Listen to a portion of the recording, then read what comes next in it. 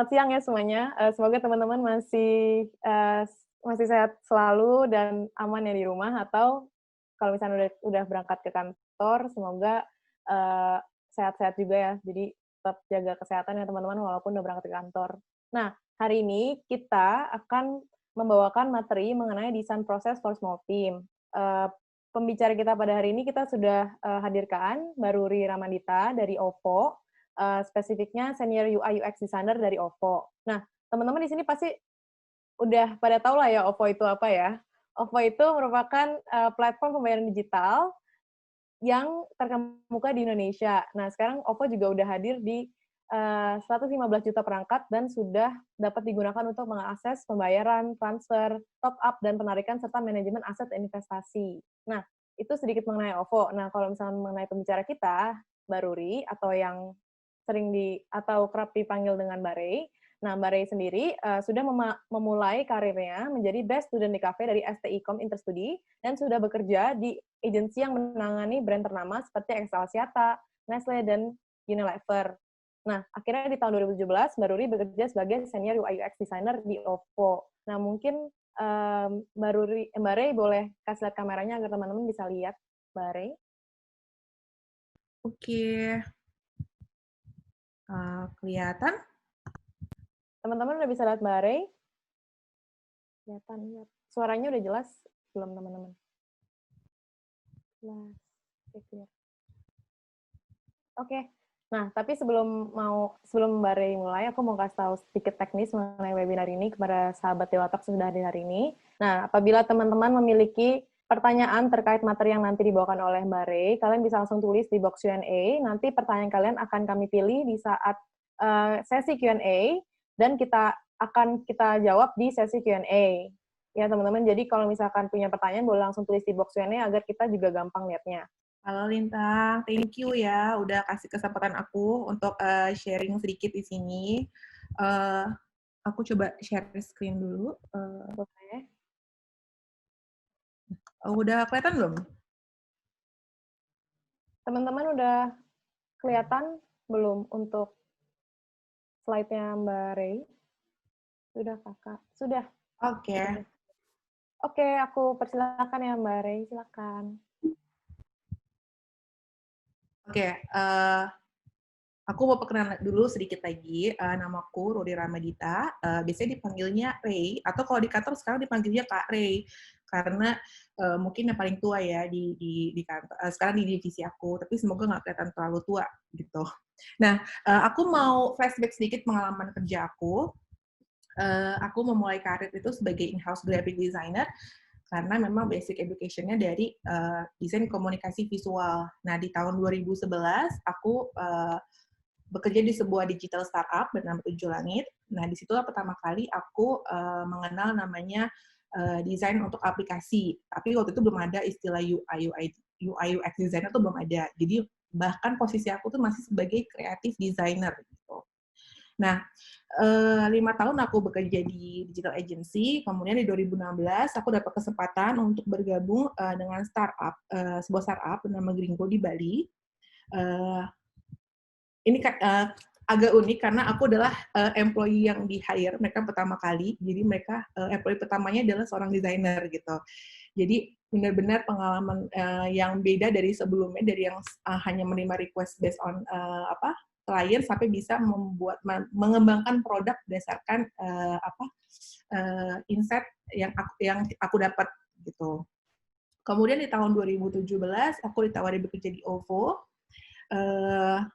Waktu itu timnya masih belum sebesar ini, dan juga waktu itu belum ada yang kenal OVO ya. Waktu itu masih kalau misalnya aku ngomong kerja di mana, kerja di OVO, mereka langsung, oh Mbak harga HP sekarang berapa gitu. Jadi mereka akan relate ke bukan ke produk OVO yang sekarang ini gitu. Nah, based on pengalaman aku sama bekerja ini, aku pernah yang namanya mengalami menjadi desainer solo designer atau menjadi desainer pertama di sebuah perusahaan. Nah, aku yakin juga banyak teman-teman yang mengalami pengalamannya sama nih, atau mungkin teman-teman mahasiswa yang kayak aku mau menjadi product designer nih Kak, tapi aku nggak tahu nih mau mulai dari mana gitu. Nah, untuk itu aku bikin namanya desain proses untuk small team. Jadi memang yang untuk teman-teman yang baru mulai merintis menjadi product designer atau baru menjadi first designer di dalam timnya, gitu. Sekarang aku mau nge-define dulu nih perbedaan small design team versus big design team. Apa sih Kak bedanya? Mungkin kalian bilangnya, ya iyalah jumlahnya pasti beda, for sure. Tapi selain itu ada lagi pembedanya. Yang pertama itu adalah team roles-nya. Untuk first time designer atau misalnya solo designer, tentu aja kita disebutnya tuh sebagai palu gada designer. Mulai ngerjain dari tahap define the problem-nya sampai eksekusi akhirnya itu semua kita yang ngerjain, bahkan sampai cari ilustrasi, bikin copywriting itu juga kita juga ngerjain gitu. Nah kalau di OVO sendiri itu kita sudah lebih varian lagi nih roles-nya di dalam tim. Ini sekarang roles yang kita punya di dalam tim desain OVO. Ini khusus untuk produk ya, karena tim desain marketing akan berbeda lagi. Nah, di tim desain OVO tuh kita punya 2 squad sebutannya, principal dan generalis. Apa sih Kak yang dimaksud dengan principal? Nah, tim ini tuh yang bertugas untuk membuat standarisasi desain di sebuah produknya. Nah, contohnya kayak misalnya penggunaan font, penggunaan tone of voice dan lain-lain. Siapa aja yang ada di squad principal ini, kita punya UI UX designer tentunya. Dia yang akan membuat color code, dia yang akan membuat spacing, standarisasi spacing, icon, button, dan lain-lain. Kemudian kita punya UX writer, dia yang akan mendefine tone of voice dari aplikasi itu. Misalnya, OVO itu sebenarnya target audiensnya siapa sih? Gitu. Apakah kita harus ngomongnya secara formal, apakah ngomongnya lebih casual? Nah, UX writer yang menentukan gitu. UX writer juga nanti yang dia tuh mendeskripsikan masalah-masalah atau informasi yang ada dalam aplikasi. Jadi nggak lagi kita kasih berupa kode error, tapi kita akan ngasih solusi kepada usernya gitu. Nah, kemudian ada illustrator. Di OVO sendiri kita baru punya dedicated illustrator itu setahun belakangan ini. Nah, illustrator mungkin perannya katanya kayak biasa aja ya, tapi sebenarnya juga berperan penting. Karena beberapa orang itu malas untuk membaca teks atau deskripsi ya. Mereka lebih gampang untuk ngelihat visual. Dan ilustrator pun tugasnya nggak semudah cuman menggambarkan apa yang ada gitu, tapi juga mampu menciptakan ilusi di dalam aplikasi misalnya. Instead kita akan ngasih gambar error berupa misalnya gambar setting atau tang yang patah misalnya, kita akan ngasih gambar jalan yang ditutup gitu. Jadi kesannya memang ada cerita di dalamnya gitu. Kemudian ada animator. Nah, animator ini ada tugasnya membantu untuk membuat aset-aset animasi atau efek yang biasanya kita nggak bisa bikin dalam bentuk, biasanya UI designer tuh nggak bisa bikin, akhirnya dibantu oleh animator. Nah, ini juga yang akan membantu menjelaskan kepada developer nih, karena banyak desain yang banyak efek yang nggak bisa dibuat di prototype, maka animator lah yang membantu menggambarkan bentuknya untuk disampaikan ke developer. Nah, kemudian ada tim generalis. Nah, aku sendiri pribadi bergabung di tim generalis. Nah, tugasnya apa? Kita pada fokus pada produknya, pada feature-feature yang ada gitu. Mulai dari mendefine problem sampai kita mau plan research dan sebagainya. Di dalam tim generalis bukan cuma hanya ada designer, tapi kita juga ada UX researcher. Yang teman-teman juga udah pasti tahu tugasnya seperti apa, dan kemudian yang paling baru lagi roles yang baru banget dan mungkin banyak perusahaan juga yang belum punya adalah design ops. Nah, design ops ini tugasnya membuat pekerjaan tim itu lebih efisien. Karena yang kita tahu desainer itu, aduh nggak sempat nih bikin dokumen atau bingung bikin budgeting. Nah, design ops ini yang membantu kita. Selain itu, design ops juga involve dalam proses desain. Misalnya dia membantu kita mencari partisipan, bantu kita proses interview, dan lain-lain. Kemudian pembedanya yang kedua adalah produknya. Biasanya mungkin teman-teman mikir, mungkin perusahaan ini hanya punya satu desainer karena dia nggak mampu membayar desainer lagi, gitu misalnya. Bisa jadi iya, tapi menurut aku faktornya bukan seperti itu.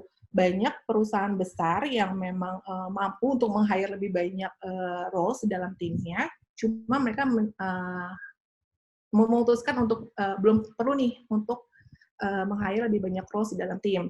Karena apa? Biasanya produknya masih early stage, di mana fokusnya itu lebih ke technical function-nya gitu. Apakah feature-feature-nya bisa masuk, apakah secara berapa banyak sih yang muncul error, lebih fokus ke hal-hal seperti itu.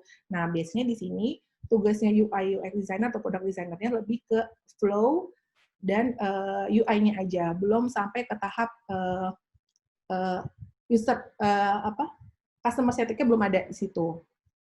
Kemudian ketika produknya berkembang, maka goals-nya pun akan semakin berubah. Misalnya, gimana ya caranya supaya aplikasi ini atau feature ini bisa mendapatkan lebih banyak revenue, atau misalnya bagaimana dengan adanya bagaimana sih mengurangi komplain nih, kita sering dengar nih dari CS banyak komplain terhadap misalnya kalau di OVO cashback-nya belum dapat misalnya kayak gitu. Apa yang harus kita lakukan untuk menghindari hal-hal seperti itu. Nah, disinilah perusahaan biasanya akan memutuskan mereka ingin meng-hire lebih banyak roles seperti butuh UX researcher untuk mencari tahu kenapa sih masalah yang sebenarnya terjadi. Nah, ketika ada solusinya, oh mungkin kita perlu kasih tambahan informasi. Nah, bagaimana cara menyampaikan informasinya? Biasanya dibantu oleh UX writer gitu. Terus, oh mungkin kalau pakai teks terlalu membosankan. Kemudian kita punya illustrator yang lebih menggambarkan situasinya. Nah, yang ketiga design thinking process gitu. Pasti teman-teman juga banyak yang dengar tentang design thinking process. Ada empathize, define problem, ideation, design, dan test. Nah, tapi di sini aku nggak akan ngejelasin detail mengenai design thinking process ini. Cuman yang pasti, menurut pengalaman aku juga, aku banyak skip di beberapa prosesnya. Yang biasa aku lakukan dulu adalah langsung ke ideation dan design gitu. Nah, nanti aku juga pengen tahu berapa banyak teman-teman yang melewati step ini dan langsung ke tahap ideation dan design gitu. Nah, terus gimana sih Kak punya desain proses yang bagus untuk tim yang kecil? Nah, kita balik tanya dulu nih, apa yang dimaksud dengan desain proses sih? Nah, desain proses itu adalah tahapan yang kita lakukan ketika membuat sebuah produk, mulai dari mendefine masalah, planning, sampai eksekusi. Dalam kasus kita ini produknya adalah digital aplikasi. Lalu terus kenapa kita butuh desain proses? Karena dengan ada desain proses, kerja kamu tuh lebih efisien gitu. Terus kamu bisa lebih fokus untuk membuat lebih banyak possibility solusi yang bisa disampaikan gitu. Jadi nggak cuma asal desainnya selesai, tapi juga apa sih best solution untuk si produk ini gitu. Nah, biasanya desain proses itu akan relate ke desain thinking-nya, makanya disebutnya desain thinking process. Nah, tapi kenapa aku nggak mau ngejelasin soal desain thinking process? Karena setelah aku dengar dari beberapa teman-teman, beberapa desainer, terutama desainer baru tuh masih kesulitan nih untuk memahami apa sih desain thinking, terus bahasa-bahasanya terlalu rumit untuk dipahami. Empathize, hypothesis, given problem, itu masih belum familiar. Nah, jadi aku akan mencoba membuat best practice-nya dari desain proses. Jadi aku membuat prosesnya bukan goals-nya dulu. Supaya mungkin ini akan menjadi tahapan yang paling gampang untuk teman-teman apply di lingkungan kerjanya gitu. Nah, ini yang biasa aku lakukan pertama kali. Aku biasanya ketika akan mau membuat produk, biasanya kita akan ada meeting cross division gitu. Nah, kalau bagusnya untuk tim kecil tuh baiknya mengumpulkan nih semua tim, mau dari business development, operation, bahkan kalau punya ada marketingnya juga dikumpulin. Jadi semakin banyak insight-insight yang didapat dari semua member dalam tim itu gitu. Jadi nggak cuma melulu CTO, CEO, desainer yang menentukan nih desainnya seperti apa, solusi seperti apa gitu. Terus yang sering dilupa adalah mendapatkan PRD. Nah, PRD-nya lumayan penting. Biasanya kita punya tipikal 2 PRD. Yang PRD pertama itu berupa kita sebutnya light PRD. PRD adalah Product Requirement Document, yang isinya itu tentang apa sih background-nya, goals-nya apa, detailnya apa. Nah, nanti PRD-nya akan berkembang sesuai dengan proses desainnya. Misalnya, apakah kita akan melakukan phasing, atau akhirnya harus di-hold desainnya. Nah, itu yang kita bisa lihat tracking-nya melalui PRD. Nah, setelah kita mengumpulkan PRD, mengumpulkan dokumen, berbicara dengan stakeholder atau dengan tim, kemudian kita menemukan, oh ternyata problemnya di sini. Kita menemukan suatu problem, kemudian aku biasanya melakukan kompetitor analisis dulu nih. Nah, untuk teman-teman yang di tim yang nggak ada researcher, kita bisa pakai kompetitor analisis untuk aplikasi-aplikasi besar. Contohnya misalnya ya boleh pakai OVO, atau pakai Grab, Gojek, Tokopedia, dan sebagainya. Kenapa? Karena tim-tim ini mereka mempunyai tim research yang udah lumayan besar gitu. Jadi instead of mencari solusi sendiri, kita nggak sengaja tuh coba deh dompleng aja nih. Kalau mereka aja bisa mengimplementasikan hal itu, berarti harusnya itu akan works juga di aplikasi kita. Tapi bukan serta-merta kita cuma tinggal dompleng ya, tapi kita melihat juga nih, apakah cocok dikondisikan dengan produk kita, gitu. Terus yang kedua itu ada user interview. Ini juga selalu banyak dilewatkan sama desainer. User interview, dan bahkan kadang nggak tahu nih, aku tahu nih Kak mau user interview, tapi aku nggak tahu nih apa yang mau tanyain. Nah, pada tahapan ini biasanya lebih ke behavioral. Behavioral dalam artian, apa sih yang bisa dilakukan sama user itu? Contohnya misalnya, kita mau Gojek bikin aplikasi untuk driver. Kita harus lihat dulu nih, driver itu biasanya ngapain aja. Mulai dari pangkalan, dapat penumpang, dia pergi, turun, dapat uang dari customer-nya. Terus tanya, Pak, biasanya Bapak keluhannya apa? Misalnya. Nah, itu mulai tanya dari benar-benar bersifat behavioral, pengen tahu sih yang mereka hadapi sehari-hari gitu. Nah, untuk yang tim kecil biasanya ini tips aku tuh berguna banget kalau kita bisa kolaborasi dengan tim member lainnya, misalnya kayak operation team gitu. Mereka yang bisa di lapangan biasanya lebih tahu nih detail masalah yang dihadapi sama user kita gitu. Nah, kalau kita masih belum berani, aku tahu banyak desainer yang belum berani untuk langsung terjun interview usernya, kita boleh nih minta tolong ke tim operasional misalnya, Mas, tolong dong bantu aku tanyakan, misalnya mereka tuh gimana sih sistem kerjanya, mereka masalahnya apa aja gitu, minta tolong direkam, kasih jawabannya, itu juga bisa gitu. Atau tanya sama stakeholder kita juga, Bapak kenapa nih tiba-tiba pengen punya seperti ini gitu. Yuk kita sama-sama nge-research usernya gitu. Bener nggak sih yang Bapak pikirkan itu masalahnya benar-benar terjadi di user kita. Nah, penting banget di sini untuk kolaborasi. Jadi research-nya tidak tertinggal gitu. Jadi masih bisa melakukan research along the way di prosesnya. Kemudian setelah tahu flow kerjanya, behavior mereka, kita bikin flowchart. Nah, flowchart ini bisa bikin untuk user journey dan juga untuk user flow-nya gitu, apa yang dilakukan user, kemudian apa yang produk kita bisa bantu menginterrupt si user journey ini gitu. Nah, biasanya setelah udah paham nih, oh ternyata kita bisa bantu, kita bisa interrupt dalam proses, kalau kayak Gojek misalnya kita proses pemesanan gitu.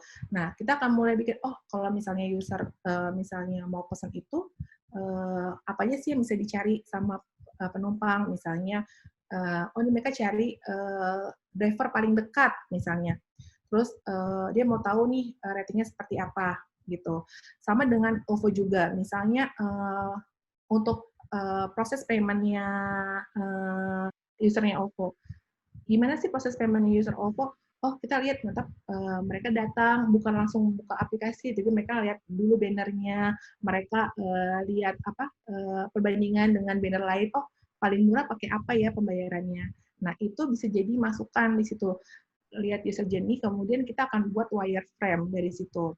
Udah ketahuan masalahnya, kita akan mulai membuat wireframe. Nah, aku punya sedikit trik karena banyak yang membuat wireframe benar-benar hanya gambar kotak-kotak aja.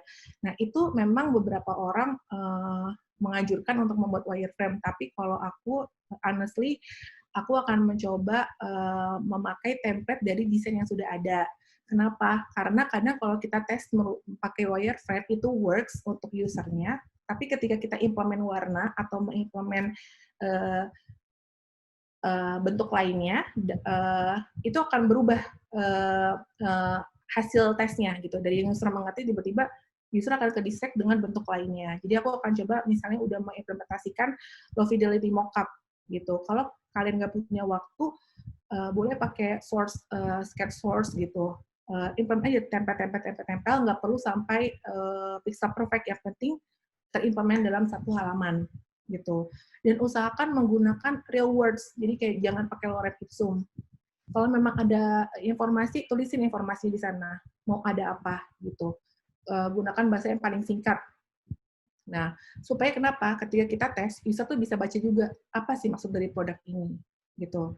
Nah, pada tahap pembuatan wireframe atau low fidelity mockup, kita juga harus berbicara dengan engineer kita gitu. Kadang kita namanya desainer, apalagi aku yang memang basicnya graphic designer, nggak tahu nih apakah tim tech mampu mengerjakan ini. Kadang aku mau bikin buttonnya mungkin agak muter-muter gitu, baru muncul pop up gitu. Tapi kan mungkin secara teknikal itu nggak possible. Nah, penting banget bagi desainer itu dalam tahapan ini udah mulai berbicara dengan engineer-nya. Kemudian ada first test, ini validation, tapi fokusnya ke user experience dan flow-nya.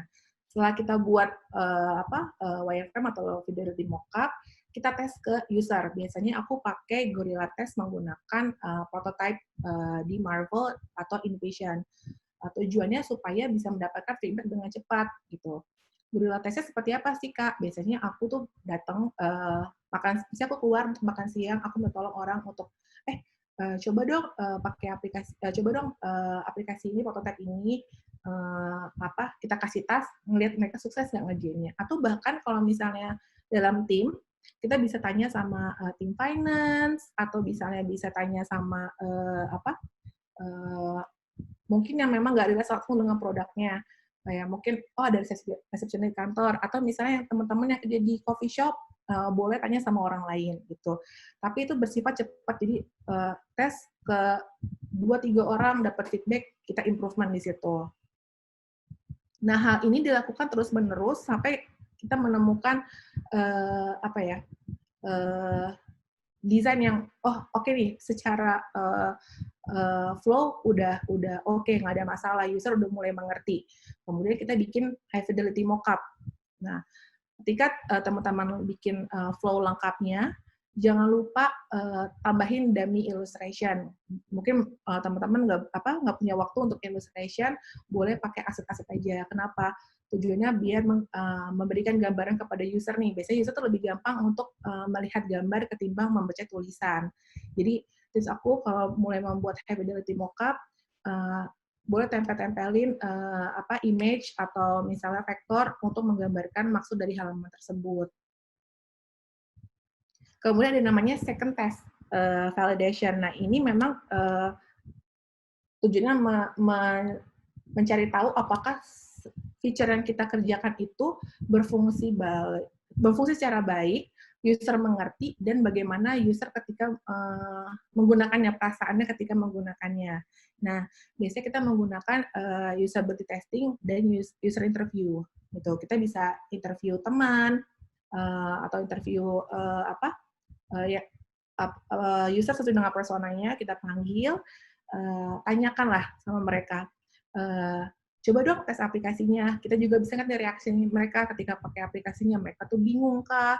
Mereka mengerutkan wajah. Nah, itu bisa jadi salah satu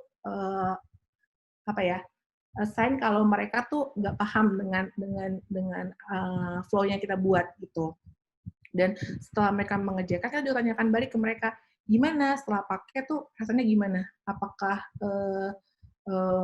nggak ngerti atau merasa fitur ini gampang untuk digunakan dan terbantu? Itu juga udah dapat feedback dari sana gitu. Setelah user interview, biasanya kita akan dapat insight-insight nih. Nah, kita boleh nih validasi lagi dengan cara menyebarkan survei misalnya. dari hasil tes itu, dari hasil user interview, kita tahu misalnya, kita ambil contoh tadi, misalnya pop-up di OVO, pop-up yang kalian selalu lihat pertama kali di halaman OVO. Misalnya beberapa user menganggap itu mengganggu, tapi kita boleh validasi nih, karena kita cuma dapat dari beberapa user aja. Nah, kita boleh kirim lagi survei ke lebih banyak user, puluhan, ratusan, lebih valid gitu. Apakah benar pop-up-nya mengganggu buat mereka. Nah, kita boleh kasih lihat kayak apakah user akan mengklik, boleh kasih bikin heat map gitu. Nah, di situ beberapa tools yang bisa membantu adalah kayak Usability Hub, atau kalian juga boleh pakai untuk yang simpelnya misalnya Typeform gitu, untuk menanyakan kembali, memvalidasi kembali hasil dari user interview-nya. Nah, ini membantu untuk memvalidasi asumsi-asumsi yang udah pernah dibuat sebelumnya, gitu. Kemudian ada tahap finalize. Nah, di tahap finalize ini mulailah kita membuat seluruh flow design. Nah, tapi teman-teman tuh untuk yang single designer bisa lupa nih, melupakan error state, active inactive state, misalnya kayak button disable gimana sih, button yang aktif gimana sih, terus kalau misalnya lagi text field lagi diklik sama yang lagi nggak diklik kayak gimana bentuknya. Nah, ini membantu juga untuk developer kita nge-define gitu. Misalnya kadang kalau untuk tim kecil banyak sekali teman-teman yang nggak melakukan hal ini, akhirnya developer menentukan sendiri nih, oh kalau diklik bentuknya kayak gini aja, kalau nggak diklik kayak gini aja, akhirnya jadi jelek user experience-nya terkadang gitu. Terus, kemudian setelah finalize, itu biasanya kita upload ke Zeppelin.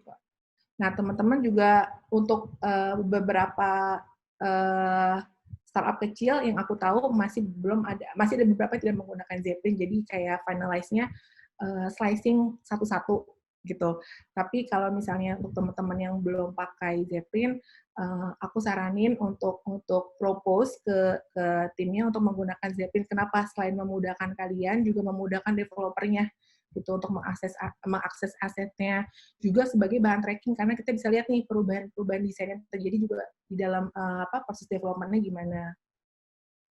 Terus yang terakhir jangan lupa adalah tracking dan evaluate.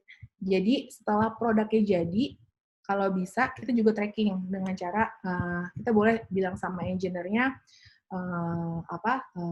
Kak, boleh nggak pasang tracking nih di halaman-halaman ini, atau bahkan kayak di icon-icon ini, di button-button ini. Pengen tahu sih seberapa banyak user yang ngeklik ini, atau bahkan malah nggak ada user yang mengakses halaman ini. Gitu. Dari sana kita akan mengevaluasi in real life produk yang kita buat itu in real life produk yang kita buat itu beneran sukses atau enggak gitu. Kadang yang kita tes itu berhasil, tapi di real life itu failed.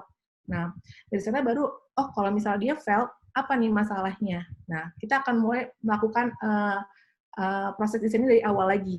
Meeting lagi, mencari tahu lagi masalahnya apa, terus menganalisa lagi dari awal. Nah, proses ini itu nggak serta-merta kayak mutlak, ini adalah proses yang aku buat berdasarkan pengalaman aku. Jadi kayak disclaimer, ini sebenarnya mungkin di perusahaan lain nggak cocok, atau di beberapa tim ini yang paling cocok seperti ini gitu. Jadi kalian bisa mengadjust sendiri, karena pada dasarnya desain proses itu harus unik gitu. Jadi biasanya disesuaikan lagi dengan culture perusahaannya, apakah yang memang mereka lebih timnya yang duduk bareng-bareng, jadi lebih gampang untuk membuat desain prosesnya, ataukah yang memang banyak startup kecil yang timnya remote gitu. Nah, jadi benar-benar desain proses itu harus sesuaikan, dan yang aku buat tadi benar-benar cuman based on experience aku, dan aku buatnya based step by step yang aku lakukan sekarang, dan mungkin bisa diimplement di teman-teman juga. Kemudian gimana sih Kak caranya supaya bisa survive di small team? Nah, masalahnya ketika pasti bekerja sendirian itu, atau misalnya cuma berdua aja, pasti banyak banget hal-hal yang masalah-masalah yang timbul. Nah, ya, skill-skill yang harus kita punya itu pertama komunikasi. kita harus bisa berkomunikasi baik itu dengan rekan, sesama kolega, atau bahkan dengan user kita. Dan dalam arti komunikasi ini bukan cuma menyampaikan informasi ya, tapi juga melihat emotion atau misalnya maksud dari orang tersebut gitu. Misalnya kita dengan menjalin komunikasi yang baik, biasanya flow kerja lebih gampang. Dan kita juga lebih gampang untuk mencari solusi nih produk kita seperti apa. Kemudian ada collaboration. Produk desain itu walaupun dikerjakan oleh seorang desainer, tapi bukan berarti aktivitasnya dikerjakan sendiri gitu. Makanya aku bilang tadi pentingnya untuk mengajak tim lain untuk berpartisipasi nih membuat produk ini. Misalnya aku tadi bisa kerja dengan tim operasional untuk bantu kita user interview, atau ajak PM untuk user interview, atau misalnya kita lagi sibuk nih, nggak bisa cari aset untuk ilustrasi, ya tolong sama PM kita, Mas atau Kak, tolong dong bantuin aku cari image-image ini, gitu. Nanti, jadi mereka nggak hanya cuma ngasih kita order, tapi juga mereka involve dalam prosesnya, gitu. Terus, breaking down the task into manageable chunks. Maksudnya gini, ketika kita menjadi solo designer, biasanya kita ditugaskan untuk membuat satu aplikasi digital product. Biasanya akan mulai dari register, bikin landing page, bikin second page, fitur A, B, C, D, E, sampai logout. Nah, biasanya desainer itu nggak akan mau show sampai dengan selesai. Itu sampai dengan kita bikin complete feature. Nah, sebenarnya kita bisa nih membagi-bagi facing pekerjaannya. Gitu. Apa sih biasanya yang utama? Biasanya aku kerjakan dulu adalah landing page-nya. Gitu. Dia yang akan menentukan keseluruhan flow kita. Gitu. Kemudian baru mulai dari feature yang paling penting dulu. Gitu. Tujuannya supaya sebelum kita melakukan jika ada kesalahan, kita nggak perlu repeat semua dari ulang. Gitu. Jadi satu phase kita kerjakan, ada kesalahan atau enggak, ada masalah atau enggak, ketika itu nggak ada, deliver ke front end, kita bisa mengerjakan yang feature keduanya. Jadi developer juga nggak saling tunggu-tungguan sama kita. Kadang banyak yang menganggap bahwa produk menjadi desainer menjadi blocker untuk developer karena desainnya nggak ada, asetnya nggak ada. Nah, dengan ini kita juga bisa men-tackle problem masalah-masalah seperti itu. Jadi kita akan deliver based on feature misalnya, atau based per page. Terus, don't skip the detail. Detailnya seperti apa sih? Error message, ilustrasi, penggunaan tanda baca, gitu. Kadang karena kita fokus dengan desain, dengan elemen-elemen button dan sebagainya, macam-macam ya, kita kadang nggak fokus sama hal kecil. Kayak misalnya, penggunaan paragraf ini semuanya pakai titik nih, tapi kemudian ada halaman lain yang kita nggak pakai titik. Nah, itu mungkin memang user juga nggak banyak yang aware, tapi kadang-kadang itu penting gitu. Terus kemudian penggunaan error message, kapan harus pakai, kapan kita harus kasih solusinya, bagaimana cara memberikan solusi atas error tersebut. Terus misalnya tadi ada disable state, ada yang lagi aktif, itu bagaimana bentuknya. Nah, itu yang biasa dilewatkan sama desainer-desainer yang bekerja sendiri, karena istilahnya mereka nggak punya waktu nih untuk mengerjakan hal tersebut. Tapi baiknya itu dikerjakan. Nah, yang paling penting ini adalah documentation. Nah, jujur aku baru mengerjakan documentation ini tuh baru mungkin setahun belakangan ini. Nah, sebelumnya nggak pernah sama sekali. Benar-benar kalau ada requirement ya nulis note sendiri. Dan artian dokumentasi manual. Nah, dokumentasi yang aku bikin ini adalah design documentation yang bisa diakses dan di-share sama tim lainnya. Nah, isinya itu biasanya aku ada PRD light dari PM atau dari BD-nya, kemudian ada research plan dan research guideline-nya. Nanti aku bisa share sih isinya apa aja. Kemudian ada wireframe, apa aja yang udah pernah aku kerjain, mulai dari bikin wireframe, sampai desain, sampai step-stepnya. Kalau misalnya, wireframe ini pertama seperti ini, kemudian kita ada iteration keduanya, berubah lebih simple desainnya. Nah, itu semua akan ke-tracking di documentation ini. Terus juga jangan lupa masukin link-link yang relate, misalnya link Zeppelin, link abstrak, terus Confluence dan sebagainya. Nah, untuk di OVO sendiri kita pakai Paperdoc untuk documentation. Jadi bisa diakses oleh seluruh tim. Untuk tim lain juga ada yang pakai Confluence, mungkin memang semua pusat dokumentasi ditempatkan dalam satu aset di Confluence, atau kalau yang paling gampang, yang timnya benar-benar kecil, boleh pakai pakai Google Doc gitu. Yang penting semua dokumentasi ini bisa diakses oleh semua tim. Nah, desain ritual. Jadi nggak cuma muka yang dapat proses ritual nih kayak masker dan sebagainya. Desain juga perlu. Nah, yang kita lakukan biasanya sekarang itu adalah di weekly planning atau report. Nah, kalau di OVO sendiri karena timnya banyak, kita menggunakan daily planning gitu. Nah, kalau teman-teman yang timnya lebih kecil, itu bisa pakai weekly planning. Tujuannya apa? Supaya kita tahu goals-nya dalam minggu ini. Misalnya, minggu ini aku akan mengerjakan fitur A aja gitu. Nah, goals-nya apa? Aku mau sampai selesai nih di fitur A dalam minggu ini. Ketika nggak selesai, kita bisa kasih report nih, blokernya apa. Misalnya, aku nggak dapat data nih dari PM, apa aja yang harus ada di dalam page ini gitu. Atau misalnya aku nanya possibility technical-nya ke tim developer, tapi mereka belum bisa kasih feedback balik ke aku. Akhirnya belum selesai desainnya. Nah, itu penting. Jadi kita tahu blocker dari mana dan masalahnya apa gitu. Jadi di minggu depannya kita bisa kasih solusi nih gimana apa nih blocker dari developer. Kita bisa langsung nanya ke developer di minggu itu supaya masalahnya cepat selesai. Terus ada desain check-in. Nah, desain check-in ini dilakukan rutin di OVO. Nah, bisa juga diimplementasikan sama teman-teman sendiri gitu. Apa sih desain check-in? Biasanya ketika kita melakukan proses desain, itu kita akan share step-stepnya ke tim produk atau misalnya ke stakeholder. Itu nggak perlu dalam bentuk desain ya, misalnya berupa planning atau berupa research awal. Misalnya kita kasih tahu dulu nih kemarin kita punya mau bikin fitur ini. Nah, kita melakukan research, hasilnya apa aja gitu. Nah, itu boleh disampaikan dulu sebelum sampai tahapan desain.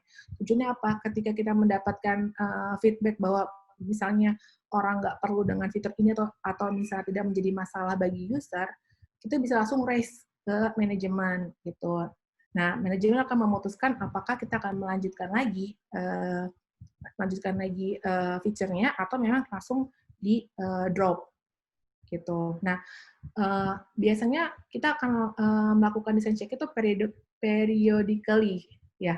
Jadi setiap minggu akan ada improvement. Nah, improvement-nya akan kita sampaikan ke tim desain, tim produk kalau di OVO. Kalau di kalian boleh diimplement ke seluruh tim ke manajemennya gitu. Kemudian yang terakhir itu ada produk dan tim retrospektif. Nah, biasanya kalau sudah produknya dirilis, kadang-kadang kita nggak melakukan retrospektif.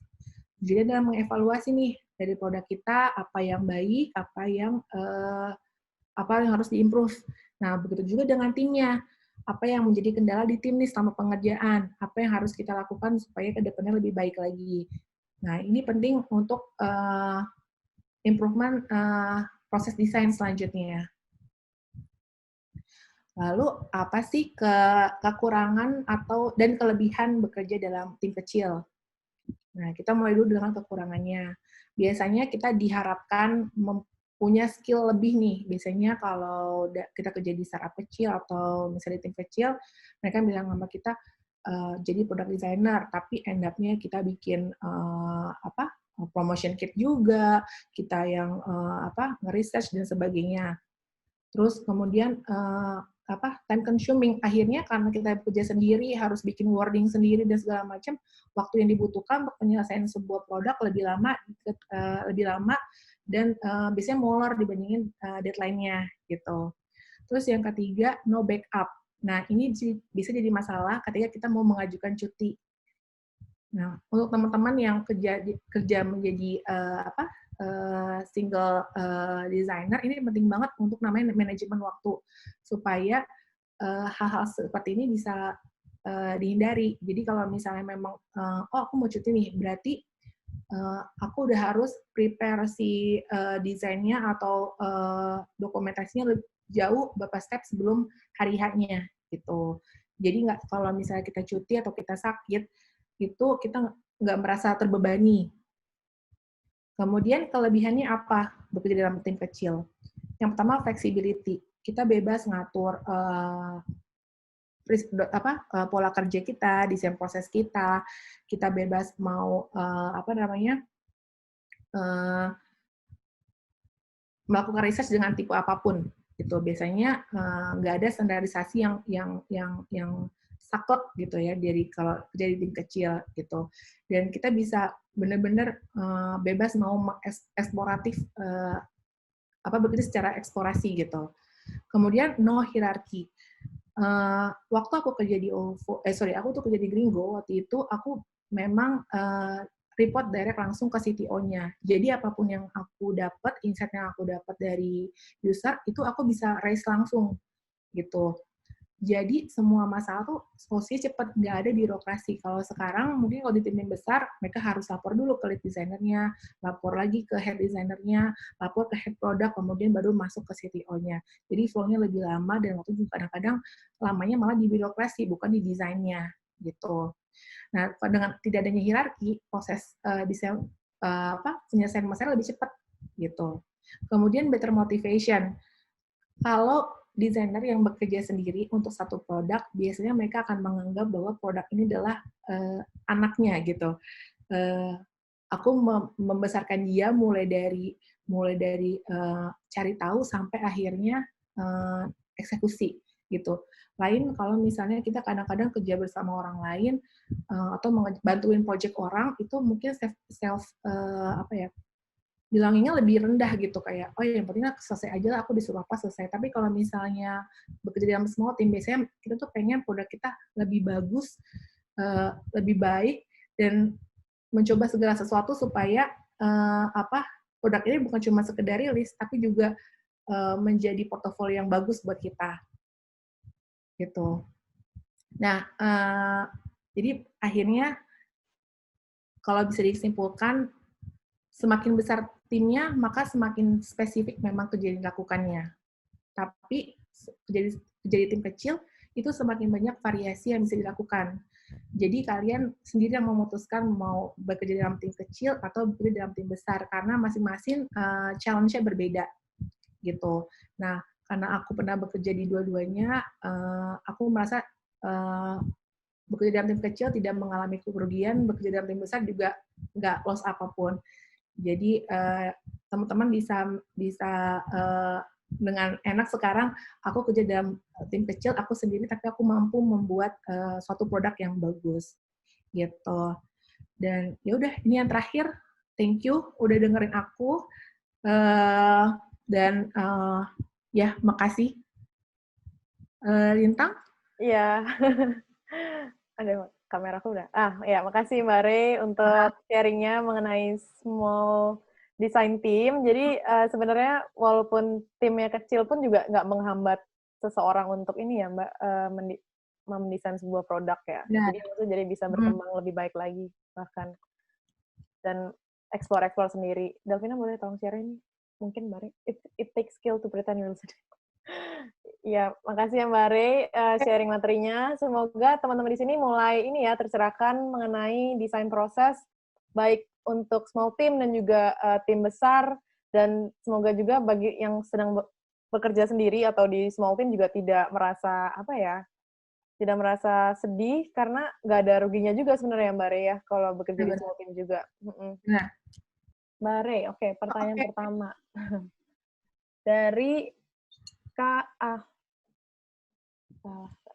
Ahmad Rifai.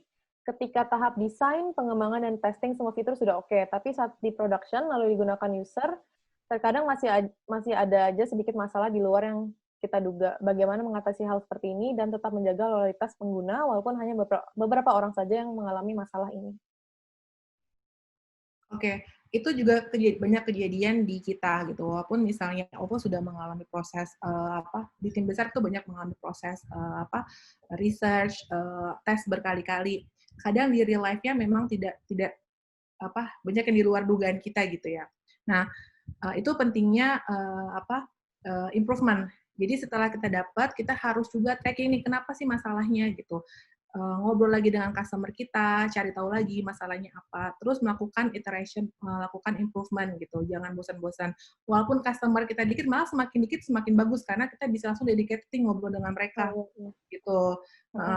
Kayak kita kalau misalnya interview dengan teman-teman dengan mengundang partisipan ke kantor, kita akan selalu bilang ke mereka, kita akan keep in touch ya, gitu. Nanti kalau kita udah launch produknya, kita meminta feedback yang langsung dari mereka, gitu. Jadi jangan langsung begitu ada masalah, kita langsung, udah aku give up deh, ini masalah banget, tapi nggak apa-apa, terusin aja di improve, gitu. Jadi malah sebenarnya kalau misalkan mereka masih dapat masalah, berarti itu input juga untuk kita ya Mbak Ria, misalkan sebagai desainer UX ini. Itu ya Kak Ahmad Rifai jawabannya, semoga terjawab untuk pertanyaannya. Kemudian dari Kak William, UI dan UX itu bedanya apa Kak? Terus bahasa pemrograman apa yang paling sering digunakan seorang UX design? Mungkin khususnya untuk yang aplikasi kali Kak. Kalau perbedaan UI dan UX itu biasanya gampangan gambar gini. UI itu lebih ke visualnya, gitu. Jadi penggunaan warna, penggunaan ukuran yang tepat untuk misalnya sebuah aplikasi. Jangan sampai fontnya terlalu kecil atau font terlalu besar, terus tiba-tiba warnanya putih dan kuning misalnya penggunaan color-nya. Itu kan kalau digital dia nggak bagus pencahayaannya misalnya. Jadi nggak kelihatan lah tulisannya atau gambarnya. Nah, kalau di user interface lebih pengalamannya mereka sama menggunakan aplikasinya gitu. Di flow-nya, terus ketika mereka menggunakan aplikasinya bingung atau enggak gitu. Dan kalau bahasa pemrograman, jujur aku juga bingung nih bahasa pemrograman gimana, karena basicnya desain grafis, kita nggak pakai bahasa pemrograman sih. Memang benar-benar kita cuma sampai tahap desain di Sketch atau di Figma, kemudian tinggal upload ke Zeppelin gitu. Nanti asetnya akan langsung bisa dipakai sama developernya. Oke. Semoga terjawab ya Kak William untuk pertanyaannya. Kemudian dari Kak Johan C. Dalam user interview, apa saja tips-tips untuk menentukan user yang kita survei? Agar hasil survei tersebut lebih akurat. Sorry, boleh diulang? Dalam user interview, apa saja tips-tips untuk menentukan user yang kita survei? Misalkan tentang range usia, golongan apa saja, atau di lokasi apa saja, agar hasil survei lebih akurat. Nah, itu yang pentingnya menggunakan persona. Persona itu bukan cuma umur, jenis kelamin, umur, tempat tinggal, pekerjaan, bukan cuma sebatas itu aja. Misalnya untuk sebuah aplikasi kayak Gojek nih, misalnya, ya. Personanya dia laki-laki, usia 30, tinggal di Jabodetabek. Nah, saya juga harus tahu nih, pain point-nya apa sih yang bisa mereka rasakan kesulitan selama bekerja, gitu. Misalnya, mereka tuh tinggalnya biasanya ngontrak, jadi harus hidupnya, mereka bisa makan tuh dari gaji per harian, misalnya. Terus, mereka kesulitan untuk punya saving atau punya menaikkan pendapatan karena tergantung orang yang datang untuk orang yang manggil mereka lah menggunakan jasa mereka. Nah, itu kita bisa nge-define user persona itu. Jadi, tapi user persona juga bukan asal-asalan ya. Kadang banyak orang yang bikinnya tuh asal-asalan banget gitu. Nggak ngelihat produknya juga gitu. Kalau misalnya mau aplikasi pengambilan sampah dia aku lakukan dulu misalnya. Mereka tuh terkendalanya apa sih, masalah apa? Biasanya mereka tuh orang Jawa yang tinggal di Bali, jadi mereka ada kendala masalah. Terus ketika mereka pengambilan, mereka nggak pernah mencatat. Jadi nggak punya sistem pembayaran yang pasti. Nah, itu kan kita bisa kira-kira nih. Nah, itu divalidasi lagi dengan user interview-nya. Oke. Semoga terjawab ya mengenai tips-tips dalam mencari tips-tips untuk mencari target usernya. Nah, kemudian dari Kak Farah Deviana, dia menanyakan, saya nggak punya background desain ataupun IT, tapi saat ini saya bekerja berkaitan dengan pembuatan UI dan UX web app. Menurut Mbak Ruri, untuk pemula seperti Kak Farah, tools apa yang paling mudah untuk digunakan dalam membuat mockup? Kemudian ada pertanyaan kedua, tren desain apa yang saat ini sedang banyak digunakan oleh industri keuangan untuk mendesain app atau web mereka? Kalau misalnya tools yang apa, dia basicnya memang nggak ada desain atau nggak ada Nggak ada develop. IT atau ya develop desain? Kalau misalnya untuk pemula boleh pakai Whimsical. Nah, dia bantu, mereka udah punya bentuk-bentuk untuk implementasi apa sebutannya aplikasi gitu. Jadi ada bentuk button. Nah, kalian tinggal bikin kotak-kotak aja sama kayak bikin di dalam Google Slide gitu, bisa pakai Whimsical. Atau bahkan main manual aja, gambar tangan, terus kalau bisa pakai Marvel atau Prototype. Marvel atau InVision. Nah, itu bisa di-download di HP kita. Jadi kita buat gambar di kertas, terus di foto aja, nanti tinggal itu gampang banget pakai, tinggal dibuat hotspot tempat-tempat mana aja yang bisa diklik gitu. Nah, terus tadi apa lagi pertanyaannya? Tren desain apa yang saat ini sedang banyak digunakan oleh industri keuangan untuk mendesain app mereka? Kalau tren desain tuh sebenarnya nggak tergantung keuangannya ya, sebenarnya tergantung bisa aja tren desainnya OVO bisa kita pakai, bisa dipakai juga sama Gojek misalnya. Jadi benar-benar bukan define-nya based on produknya sebenarnya sih, kalau mau nge-trend desainnya gitu. Jadi Jadi, kalau lebih ke tren ininya kali ya, feature-nya malah yang aku bilang. Kalau di kompetitor mereka lagi happening-nya apa nih? Apakah punya cashback atau punya saving gitu. oke, lebih ke promo-promonya gitu kali ya, fitur-fitur barunya ya, bukan ke penampilannya seperti apa ya, Mbak? Oke. Semoga terjawab ya, Kak Farah.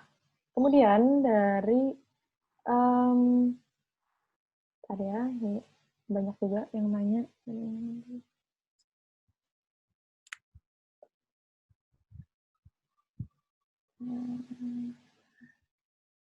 Tadi ya, Mbak, sambil pilih pertanyaannya. Dari Kak Finvin, apakah dalam proses desain kita harus punya skill dalam desain, seni dalam desain, ataukah building suatu produk harus belajar desain secara dedicated? Makasih Kak Ruri, materinya keren. Pertanyaannya dari Kak. Kalau di tim kita, kebetulan yang basicnya graphic design itu ada dua atau tiga desainer, sisanya dari front end. Jadi mereka nggak punya basic design sebenarnya. Nah, teman-teman sebenarnya bisa ngakalin, udah banyak banget source desain yang bisa dipakai gitu. Jadi tinggal download, kita apply ke desain kita gitu. Tapi ya memang sebaiknya punya pemahaman dan penggunaan warna gitu. Tapi sekarang kan informasi bisa diakses ya. Sekarang kita udah banyak banget YouTube atau misalnya di Medium juga ada penggunaan elemen-elemen desain untuk produk digital gitu. Nah, kalau misalnya teman-teman bisa belajar juga kayak pakai warnanya seperti apa sih. Terus juga kalau misalnya pengguna kita buta warna nih. Nah, itu juga karena warna elemen yang penting gitu. Karena kalau misalnya kayak band untuk digital kayak yang produk yang di print kan lebih gampang nih karena bukan lebih gampang maksudnya sekali bikin. Nah kalau misalnya untuk aplikasi tuh banyak banget faktor-faktor yang menentukan gitu. Cahayaan, terus ketika device-nya berbeda maka layout-nya juga akan berubah. Kita bikin ini udah bagus nih fit to page. Kemudian ketika device-nya kecil jadi berantakan desain dalamnya. Gitu. Mungkin Mbak Rey punya referensi pembelajaran dari mana nih Mbak Rey? Ada nggak Mbak Rey? Aku sih biasanya dari Medium sih. Medium tuh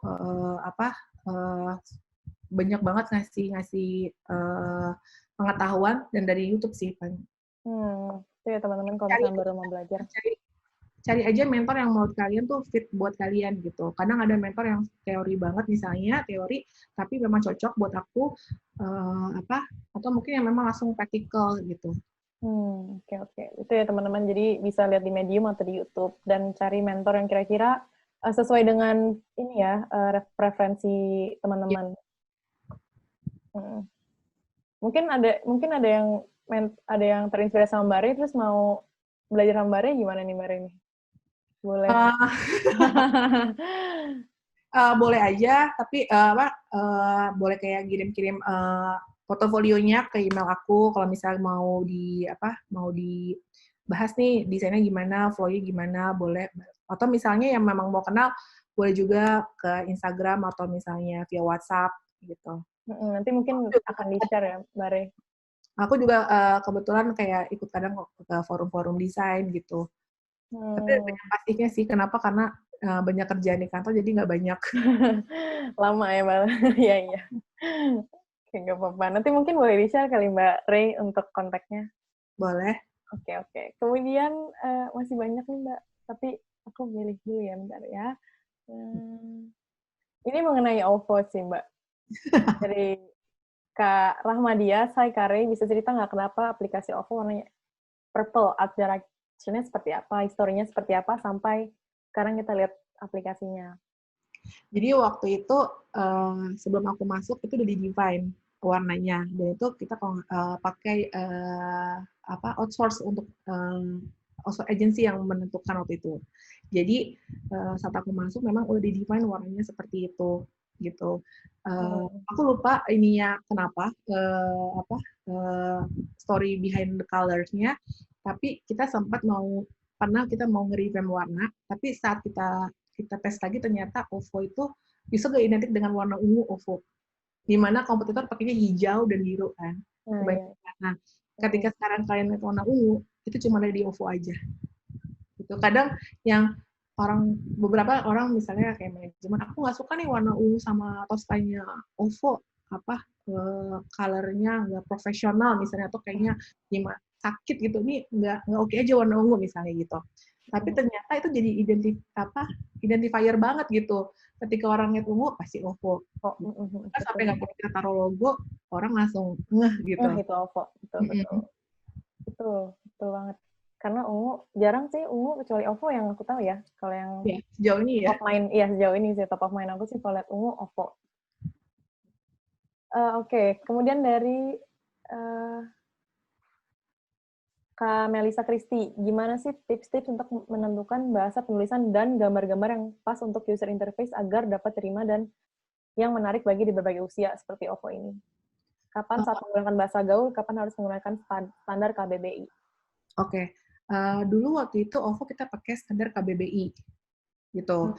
Jadi bahasanya baku. Nah, kemudian dengan adanya UX Writer, dia bikin tone of voice. Jadi dia dari persona yang udah kita buat, lihat ternyata user kita tuh kebanyakan mungkin yang range usianya misalnya 20 sampai 30 tahunan misalnya. Nah, di umur-umur segini tuh orang tuh bagaimana sih cara bicaranya, gimana sih cara komunikasinya. Nah, dibuat based on itu gitu. Oh, kayaknya kalau dibuat kayak panggilannya dulu kan kalau misalnya di OVO kita pakai bahasanya Anda. Nah, sekarang kita pakai kamu. Kenapa? Jadi kayak sana lebih kayak kamu loh gitu, biar lebih friendly gitu. Kadang kita kasih sesuatu, apalagi fintech kan, produknya agak berat gitu. Jadi kayak aduh ini aplikasinya kayak corporate banget nih gitu. Jadi ngerasa kayaknya formal banget kalau pakai aplikasi ini gitu. Tapi kalau kamu terus lebih ringan, enak dilihat, lebih dibaca, orang ngerasa oh ya memang ini dia aplikasi ini gue banget gitu. Dan biasanya penting tugasnya UX writer itu dia harus mampu mengolah informasi gitu. Misalnya kayak sekarang ini bagaimana caranya aku bikin saya ada error message lah, ada error. Biasanya kan kalau dari front end atau dari back end menampilkannya kode error dan tipe errornya gitu. Dan kalau kita kasih ke user, gue mana ngerti ini apaan gitu kan. Instead of ngasih errornya, kita kasih solusinya. Gitu. Jadi memang kayak misalnya tunggu sebentar lagi ya, atau misalnya coba lagi ya. Jadi kita kasih solusi dibandingkan kita ngasih tahu mereka tuh ada trouble. Error. Dan kalau mereka nggak jelas, kayak kalau masih belum jelas silakan hubungi customer service kami di nomor di nomor sekian gitu. Mhm, mhm. Dengan gambar, dengan ilustrasi ya. Ilustrator kita itu nggak cuma gambar doang sih. Dia biasanya ada beberapa yang kayak, oh kalau misalnya gambar apa namanya apa ya misalnya, kita tadi lah fail to load, image-nya Mhm. nggak halamannya nggak bisa di load gitu.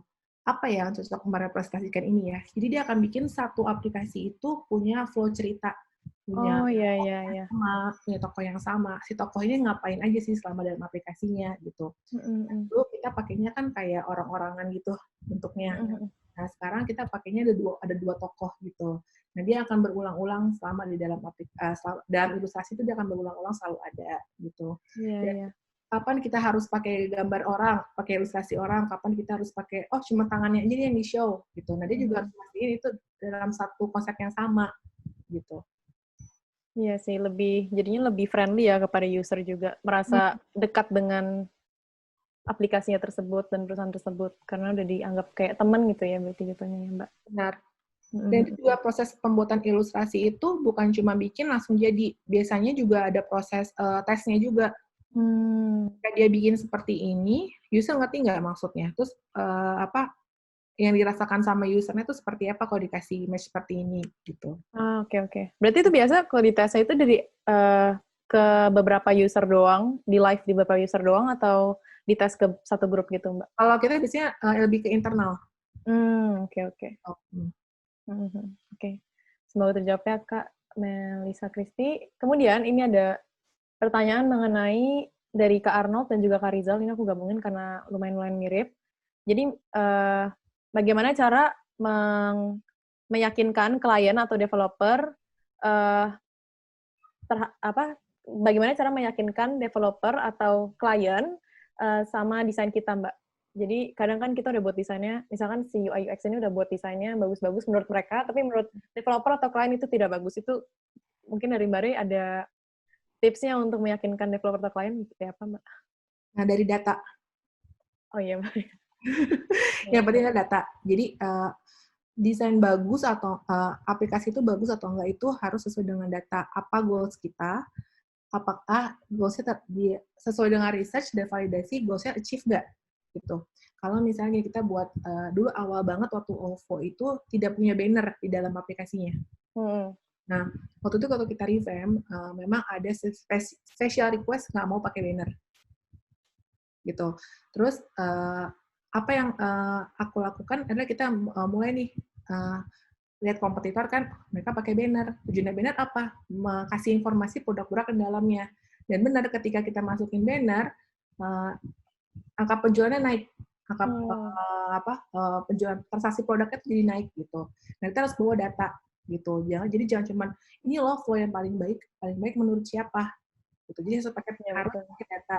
Misalnya aku udah bikin flow ini dan ternyata dari 10 orang user mereka tuh mungkin kalau tim kecil kan nggak bikinnya nggak validasi banyak-banyak mungkin ya.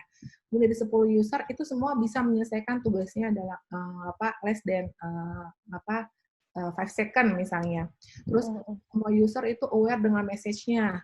Berapa persen user yang miss dengan message-nya itu semua ada datanya. Nah, itulah yang kita pakai untuk berbicara ke manajemen terutama ya Mmm, mhm. gitu. Jadi kita converse-nya pakai itu. Nah, kalau misalnya pakai developer biasanya agak pendekatannya beda. Nah, biasanya kita suka dapat ini terjadi dimanapun ya. Developer bisa lebih defensif, bukannya apa, karena bisa di sana tuh lebih lebih kayak, aduh mau bikinnya macam-macam nih. Mhm, mhm. Padahal kita sendiri pun nggak tahu developer bisa atau nggak ngerjainnya. Nah, makanya kita komunikasi sama developer nih, Kak, Mas, bisa nggak bikin ini gitu? Aku mau bikin ini nih gitu. Kalau bikin ini berapa lama ya pengerjaannya? Terus mereka bilang, oh nggak bisa misalnya. Nggak bisanya kenapa gitu? Misalnya Iya. terkendala waktu. Oh kalau waktunya aku lamain bisa nggak dikerjain? Terkendala orang. Oh kalau misalnya orangnya ditambah bisa nggak dikerjain? Jadi selalu kasih solusi kayak gitu loh. Iya iya iya. Jangan kalau misalnya developer bilang nggak bisa, ya udah gitu. Ceritanya lagi kenapa alasan dia sampai nggak bisa gitu. Mhm, mhm. Betul. Berarti jangan asal minta nyuruh-nyuruh atau minta tolong tanpa kasih solusi, ya Mbak. Terus sama kita jangan lupa juga bawa data-data bahwa memang desain yang kita buat itu ada tujuannya dan goals-nya. Yang penting Misal, success metriknya tuh udah ke-achieve lah gitu. Misalnya kita mau user tuh paham nih tentang fitur baru kita gitu. Ya udah pas kita bikin survei, kita tanya user, 60% user paham tentang informasi yang kita sampaikan. Kenapa mereka bisa menjelaskan kembali informasinya apa aja gitu. Semoga terjawab ya kakak-kakak yang sedang berdebat dengan developernya atau kliennya mengenai desainnya, bawa data teman-teman sama kasih solusi kalau misalkan tidak disetujui. Oke, mungkin 2 pertanyaan terakhir ya Mbak Rey untuk hari ini. Mohon maaf ya teman-teman bagi yang pertanyaan nggak kepilih. Mungkin Mbak Rey boleh pilih, ada yang mau dijawab mungkin Mbak Rey? Kalau misalkan, siapa tahu ada yang kayak greget pengen jawab yang gitu. Jawab sebentar ya.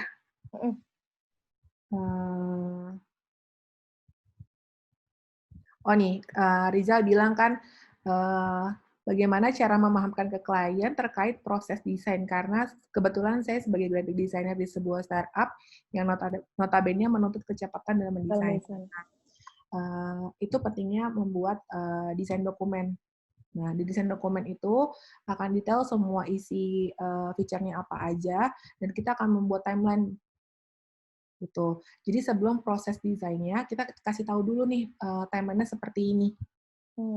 Jadi bukan kita mengerjakan, terus baru bilang, ini lama, aduh ini belum selesai nih, gitu, karena kemarin ada masalah ini, masalah ini, gitu. Tapi kita udah bikin timeline dulu. Nah, terus yang tadi aku bilang, kenapa kita harus bikinnya, versinya kecil-kecil. Jadi ketika kita ketemu masalah, itu solusinya langsung cepat, dan kita langsung bilang ke kliennya, misalnya, Pak, ini kita terkendala ini, Bapak bisa nggak kasih solusinya, supaya kita bisa melanjutkan proses desain nih, gitu. Jadi sekalinya misalkan ada salah pun, nggak terlalu ini ya, mengubah lagi dari awal lagi, atau banyak lagi ngurangi. Dan kalau misalnya mau bikin produk, ajukan dulu timeline-nya. Misalnya, aku kurang lebih untuk penyelesaian produk ini, range waktunya misalnya 4 minggu, gitu. Minggu itu apa aja, seminggu kedua apa, minggu ketiga apa, itu dijabarin. Itu agenda buat diri desainer itu juga ya Mbak, jadi nggak ngaret-ngaret ngerjainnya ya Mbak. Semoga terjawab ya Kak Rizal untuk pertanyaannya. Mungkin satu pertanyaan terakhir Mbak Faye.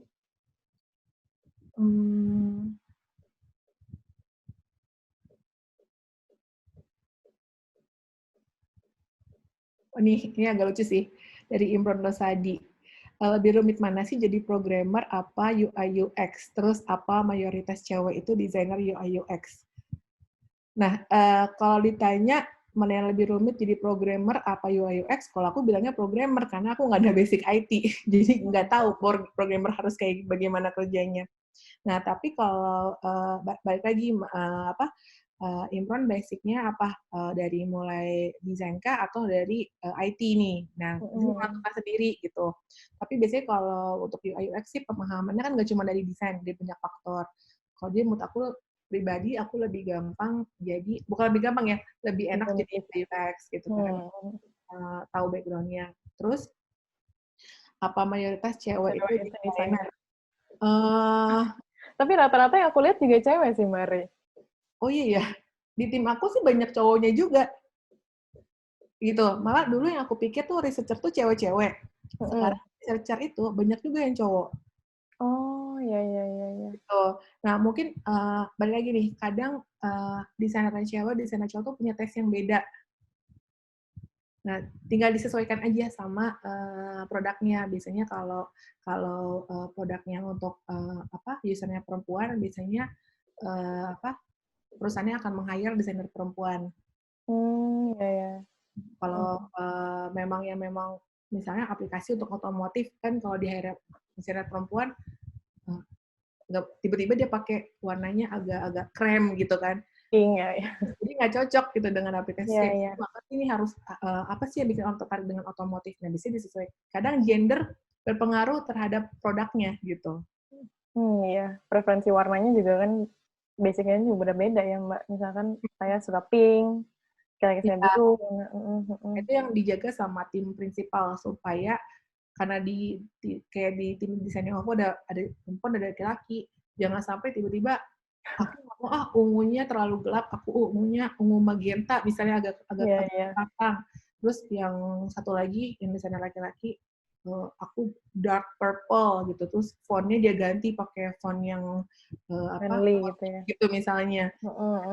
Untuk menghindari itu makanya ada namanya principal team gitu. Oh iya, jadi lebih adil ya, ada penglihatan dari organisasinya gitu. Oke. Mungkin itu untuk sesi Q&A. Mungkin Mbak Ray ini juga ada nanya sih terakhir, kualifikasi untuk menjadi UI UX itu seperti apa sih Mbak Ray? Apa saja ilmu-ilmu yang perlu kita punya sebagai dasar menjadi UI UX, Mbak? Biasanya umumnya sih datangnya itu basicnya dari desainer, graphic designer atau dari front end gitu. Tapi mungkin belum banyak kampus yang memang mempelajari secara detail tentang digital product ya gitu. Siapapun itu, background-nya apapun, yang penting sih latihan aja. Mulai dari buat satu user interface dulu lah, mungkin dari step awalnya buat user interface. Misalnya dari aplikasi yang kita suka nih, misalnya aku suka aplikasi OVO misalkan. Tapi aku merasa aplikasi OVO depannya keramaian, misalnya kayak gitu. Jadi itu yang ngulikin dulu aplikasinya, terus user interface-nya aku ganti, terus aku upload nih ke forum discussion. Ini aku nge-revamp tampilannya OVO, ada masukan nggak? Dan kalau orang ngasih feedback jelek, ya terima aja gitu. Namanya juga belajar. Aku juga sering ditanya kayak, ini kenapa lo pakai button kayak gini, kenapa taruhnya di sini gitu, kenapa pakai ini gitu. Nah, yaudah terima aja, dan kalau misalnya memang kita punya reason kenapa pakai itu, dijelasin aja. Aku bikinnya karena kenapa, jelasin gitu. Nah, udah sering belajar user interface-nya, kemudian belajar user flow-nya. Gitu. Biasanya kalau stepping-nya bisa gitu, orang udah suka desainnya, baru belajar flow-nya. Belajar flow-nya, baru belajar problem-nya. Jadi kebalik prosesnya kalau belajar biasanya. Jadi proses desain yang di dunia, ya proses desain di industrinya berbeda sama proses pembelajarannya biasanya, terbalik. Tapi kalau belajar mulainya, kalau Mbak Ray saranin dari UI dulu. Ya, dari UI, terus UX-nya, terus baru ngedefine problemnya. Iya. Biasanya minatnya muncul sih dari visual ya biasanya. Kenapa orang menjadi UI UX designer? Karena visual biasanya kan. Kayak buat orang nyaman tuh seperti apa gitu ya, Mbak Ray? Jarang yang kayak aku ingin menyelesaikan masalah, kenapa? Jarang, aku belum. Mungkin itu kalau memang yang udah kayak ya. Tapi kalau biasanya yang baru tuh kayak aku pengen nih bikin desain aplikasi. Udah, berarti mulai dulu dari visualnya aja. Ya, tampilan yang menurut mereka nyaman seperti apa gitu ya, terus dilempar ke forum, terus baru tentunya. Mulai pakai belajar pakai prototyping. Kan tuh free tuh, banyak yang bisa sekali untuk satu project free gitu kan. Vision, Marvel, terus kalau misalnya nggak punya MacBook, nggak bisa pakai Zeppelin, sekarang ada Figma, ada Adobe XD gitu. Banyak banget tools yang bisa kita pakai. Teman-teman pakai Figma atau Adobe XD tadi nanya juga toolsnya. Kalau di Oppo sekarang lagi ini ya, proses transisi dari Sketch sama Figma. Jadi tim kita ada yang pakai Sketch, ada yang pakai Figma. Iya, teman-teman tadi juga ada yang nanya deh kayaknya, OVO pakai apa di Q&A? Dua-duanya. Boleh terjawab ya, teman-teman jadinya. Oke. Prinsipal kita mesti bikin aset dua. Oke, mungkin itu kali untuk sesi Q&A hari ini, Mbak Ray. Aku mau lanjut untuk ke quiz. Jadi, maaf ya teman-teman untuk yang nggak kejawab pertanyaannya hari ini. Mungkin bisa langsung kontak Mbak Ray. Kalau mau tanya-tanya lebih lanjut, jika Mbak Ray ada waktu dijawab, mungkin Mbak Ray boleh share ininya, mungkin kontak yang bisa dihubungi oleh teman-teman, atau link ini mungkin, atau chat aja kali ya, biar semuanya langsung. Boleh langsung di chat aja. Aku nggak ada yang aku sembunyikan, kalau nomor telepon juga nggak apa-apa. Aku nggak perlu. Paling ini ya, kalau nggak dibalas jangan sedih, karena Mbak Ray juga punya banyak pekerjaan, teman-teman. Kebetulan kayak hari ini aku mau mute semua pekerjaan. Waduh. boleh hubungin aku di nomor ini. Atau email. Ini ya teman-teman, Mbak Re udah share untuk nomor teleponnya. Jarang banget loh share nomor telepon nih sama email. Kasih ya Mbak Re. Semoga teman-teman kalau misalnya masih kurang mengerti bisa langsung tanya Mbak Re di nomor ini dan email yang udah ditulis di chat. Nah, jadi di next week kita ada webinar lagi nih mengenai strategi digital marketing dalam membangun bisnis online untuk entrepreneur. Nantinya akan dibawakan oleh mentor SB1M yaitu Mas Budi. Bagi kalian yang tertarik, kalian bisa langsung daftar aja di dewatalks.com ya teman-teman. Kemudian, apabila kalian mau melihat tayangan ulang webinar hari ini, jika kalian kelewatan, atau mau melihat video webinar-webinar sebelumnya, kalian langsung aja ke dewatalks.com.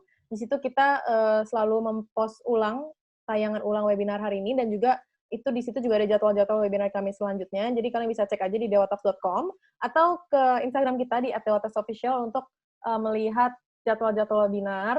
Kalau misalnya kalian tertarik melihat tutorial-tutorial pengembangan website, SEO, digital marketing, kalian bisa langsung aja subscribe YouTube kita di youtube.com/dewaweb. Itu ya teman-teman, jadi kalau misalnya mau lihat jadwal, ke dewatalks.com atau Dewatalks Official, tayangan ulang juga kita tayangin di dewatalks.com dan juga youtube.com/dewaweb. Kemudian, kita juga punya grup komunitas Dewatalks di WhatsApp dan juga Telegram, teman-teman bisa langsung scan kalau misalnya kalian tertarik, dan juga misalnya klik link yang udah ditaruh di kolom chat oleh tim aku. Jadi kalau misalnya kalian mau tahu informasi lebih dulu nih mengenai webinar apa yang akan diadakan oleh Dewatalks, kalian bisa langsung join. Di situ juga kita sharing informasi apabila misalkan tayangan ulang sudah up atau misalkan materi sudah di-share oleh tim kami. Gitu, itu sedikit dari aku. Mungkin dari Mbak Ray ada pesan-pesan untuk teman-teman yang mau belajar nih mengenai UI UX hari ini atau mengenai OVO? Pokoknya teman-teman untuk proses desainnya masing-masing itu memang harus di-adjust sesuai dengan ini ya, culture timnya dan jumlah timnya. Kalian sendiri yang bisa menentukan proses yang terbaik seperti apa. Terus ya jangan malu untuk berkomunikasi, untuk berkolaborasi dengan tim lainnya. Gitu. Kalau ada yang membutuhkan template PRD seperti apa, template-nya desain dokumen, aku juga bisa share nanti melalui Lintang. Jadi biar teman-teman bisa pakai sendiri gitu. Kayak gimana dokumen yang baik. Terus yang terakhir ya udah pakai OVO aja. Ya teman-teman, aduh baik banget nih Mari mau share banyak banget dan nomor teleponnya juga di-share lagi nih Mari, tumben-tumbenan nih. Jarang-jarang loh orang mau share nomor teleponnya Mari. Teleponnya nggak dipakai. Dan Mari udah mau share lagi mengenai template-template untuk UI UX-nya ya Mari ya tadi. Nanti mungkin dari aku bantu share. Terima kasih Mari untuk waktunya mengisi materi dan mau sharing ke sahabat Dewatalks yang udah hadir hari ini. Mohon maaf apabila aku ada salah kata perbuatan sama webinar hari ini. Terima kasih juga teman-teman sahabat Dewatalks yang udah menyediakan waktunya untuk belajar bersama Mbak Ray dari OVO. Sekian untuk webinar hari ini. Sampai bertemu di Dewatalks selanjutnya. Sama jangan lupa apa Mbak Ray? Jangan lupa pakai OVO. OVO aja. Pakai OVO aja. Oke.